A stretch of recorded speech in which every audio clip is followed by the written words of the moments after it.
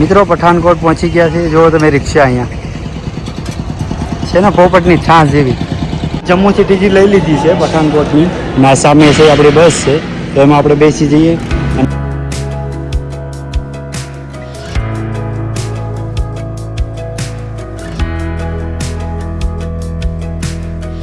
મિત્રો હજુ અમે જમ્મુમાં રોકાયેલા છીએ, કારણ કે અમારી મુશ્કેલીમાં થોડો વધારો થયો છે.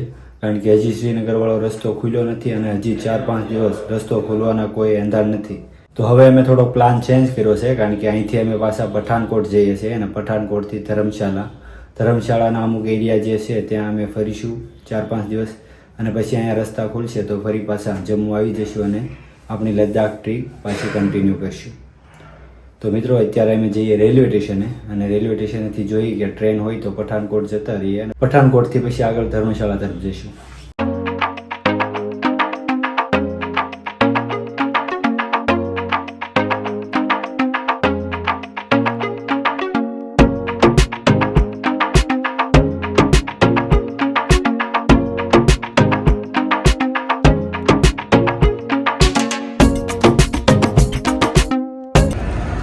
મિત્રો બસ સ્ટેન્ડમાં આવી ગયા છે. અત્યારે આ જૂનું બસ સ્ટેન્ડ છે, જોઈ લો તમે આ ટાઈપનો. અહીંયાથી આપણને ધર્મશાળાની બસ નહીં મળે.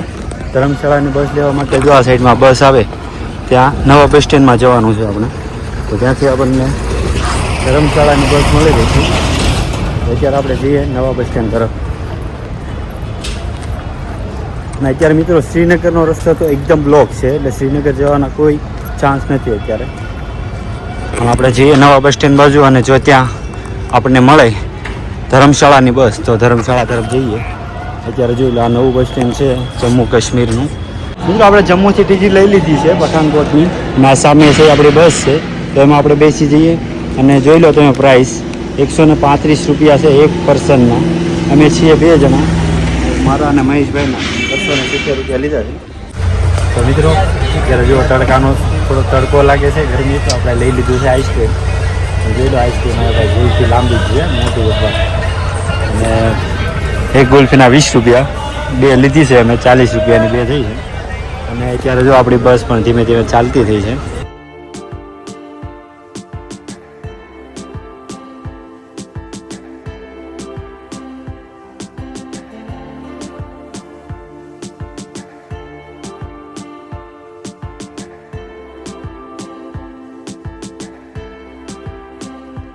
આખરે 100 કિલોમીટરનું અંતર કાપી અને અમે પઠાણકોટ પહોંચી ગયા. હજુ અહીંથી ધર્મશાળાનું અંતર પણ 100 કિલોમીટર બાકી છે. જો મિત્રો આવી સ્થિતિ છે, અત્યારે હજુ બસમાં બેઠા હતા, હવે પાછા આપણે રિક્ષામાં બેસીને જઈએ. જો મસ્ત નજારો. પઠાણકોટ પહોંચવા આવ્યા છીએ, બસ સ્ટેન્ડે જઈએ છીએ.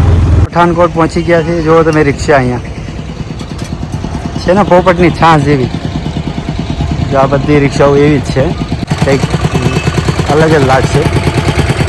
હવે આપણે જોઈએ બસ સ્ટેન્ડમાં કે બસ સ્ટેન્ડમાં એકે બસ ધર્મશાળાની છે કે. તો જો આનું બસ સ્ટેન્ડ છે પઠાણકોટનું, અને અહીંયાથી આપણને મળશે ધર્મશાળાની બસ.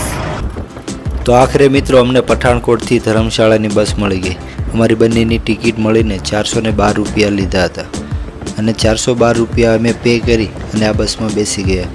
પણ એ 412 રૂપિયાનો જે નજારો જોવા મળ્યો ભાઈ, ગજબ હતો. જોઈ લો તમે, કાંઈ ઘટે નહીં, નદી, નાળા, સિટી અને બધું તો હું જોતો જ રહી ગયો. અને મિત્રો ત્યાંથી આગળ વધ્યા તો જુઓ તમે, હવે ધીમે ધીમે પર્વતો પણ આપણી સામે આવવા માંડ્યા છે. અને આ પર્વતો જોઈને ભાઈ મને તો આમ છાતી મારી ગદગદ થવા લાગી હતી. અને ત્યારબાદ ત્યાંથી આગળ વધ્યા તો જો આવી ભેખડો, અને મેં જોયું કે ધર્મશાળા હજુ અહીંથી 35-36 કિલોમીટર છે. મિત્રો અત્યારે જો આપણે હિમાચલ પ્રદેશના કાંગરા ડિસ્ટ્રિક્ટના શાહપુર ગામમાં પહોંચી ગયા છે. અને અત્યારે જો આ બસ સ્ટેન્ડ છે અહીંયાનું નાનકડું. મિત્રો શાહપુરના બસ સ્ટેન્ડથી આગળ ચાલ્યા તો મેં જે નજારો જોયો, ગજબ ભાઈ, મારી આંખો ખુલી રહી ગઈ. તમે જે સામે જોઈ રહ્યા છો મિત્રો, આખો બરફનો ડુંગર. મેં મારી જોતા અમે ઘડીકમાં પહોંચી ગયા અને ત્યાં ઉતર્યા તો ઘણા મિત્રો આપણા જે ગુજરાતથી આવેલા હતા એ મિત્રો મળી ગયા. તો આવો એની સાથે વાત કરીએ.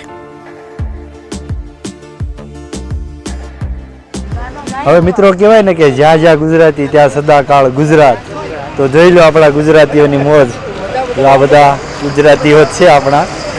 જો અહીંયા આ લોકો પાલનપુરથી આવેલા છે અને અમારી સાથે પઠાણકોટથી બેઠા હતા એ લોકો બસમાં અને આખી ટ્રીપમાં અમારી સાથે જ રહ્યા.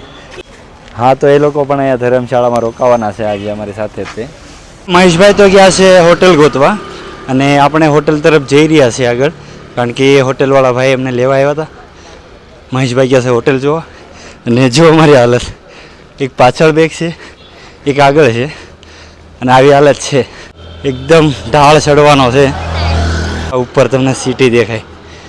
મિત્રો અત્યારે આપણે રાત્રિના ટાઈમે આવ્યા છીએ એટલે બહુ અત્યારે કંઈ તમને ખાલી લાઇટો દેખાડું, બાકી અસલી મોજ તો સવારે જોઈશું આપણે. ધર્મશાળા સિટીને તમને એક ઝલક બતાવું તો જુઓ, જો આ સાઈડમાં નીચે દેખાય તમને આખું સિટી દેખાય છે અને જો આ સાઈડમાં ઉપર ત્યાં પણ તમને સિટી દેખાય છે. જોઈ લો, આખું ધર્મશાળા સિટી ડુંગરોની વચ્ચે આવેલું છે અને બહુ બ્યુટીફુલ સિટી છે, બહુ મસ્ત, એક નંબર. કાંઈ ઘટે ને એવો માહોલ છે. જોઈ લો તમે, આમ દૂર સુધી તમને લાઇટો દેખાય ત્યાં સુધી ધર્મશાળા સિટી આખું ફેલાયેલું છે. હવે અહીંયા છે જમવા, તો જમવામાં 2 ડીશ મગાવી છે. અહીંયા આપણે ગુજરાતી થાળી તો ન મળે, પણ એકદમ જે ફેવરેટ ડીશ છે એ આપણે મગાવી છે અને જોઈએ. તો ડીશમાં જોઈ લો મિત્રો, ભાત છે, 2 રોટલી છે, ફુલાવર બટાકાનું શાક છે, સંભાર છે અને આ દાળ છે. તો મિત્રો જોઈ લો, આ ટાઈપની દાળ આવે છે.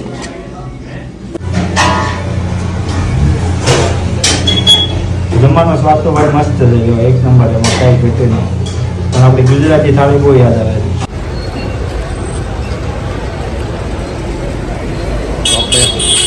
તો મિત્રો આપણે પાછા આપણી હોટલે આવી ગયા છીએ. જો આ હોટેલ છે, હોટેલ સ્વાગત, અને અહીંયાથી નીચે આપણો રૂમ છે અને જો આ મિત્ર એના ઓનર છે. તો હોટલમાં આપણે આવી ગયા છીએ અત્યારે. જો અંદરની હોટેલ છે આપણી, અહીંયા આપણો રૂમ છે અને મહેશભાઈ જો અહીંયા બેઠા છે. તો હવે આવતીકાલે આપણે ધર્મશાળા શહેરની મુલાકાત કરીશું અને તમને સુંદર સુંદર નજારા બતાવીશું. અને સાથે જ અહીં આવેલ દુનિયાનું સૌથી સુંદર ક્રિકેટ સ્ટેડિયમ એ અહીંયા ધર્મશાળામાં જ આવેલું છે, તેના પણ આપણે કાલે મુલાકાત લેવાના છીએ. ત્યારબાદ આખા હિમાચલ પ્રદેશનો પ્રવાસ કરવાના છીએ, કારણ કે આપણો લદ્દાખ પ્રવાસ થોડોક ડિલે થયો છે, પણ એ પહેલાં આપણે હિમાચલ પ્રવાસ કરી લઈએ. તો હવે આ વિડીયોને આપણે અહીંયા એન્ડ કરીએ. આવતીકાલે મળીએ પાછા.